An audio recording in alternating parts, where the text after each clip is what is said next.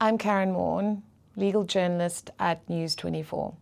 On Monday, we published a story about South Africa's very long and very expensive history of using commissions of inquiry to examine and investigate its greatest scandals.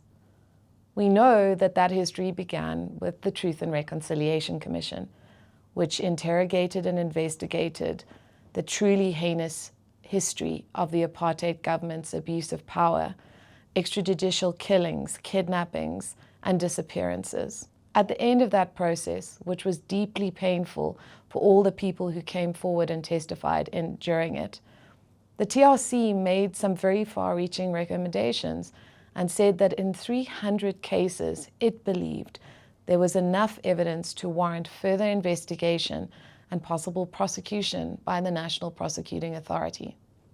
Did that happen? No.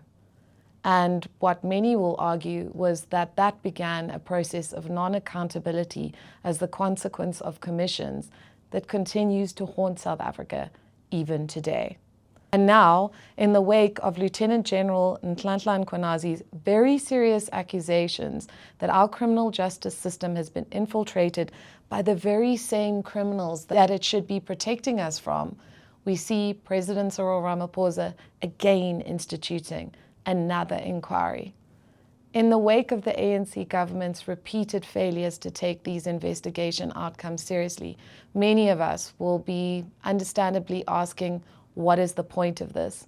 And that is really the importance of the piece and the journalism that we've done in News 24 in producing this story. Is this going to be another whitewash, another ignoring of the very overt truths that everyday South Africans have to face every single time they encounter criminality in our country?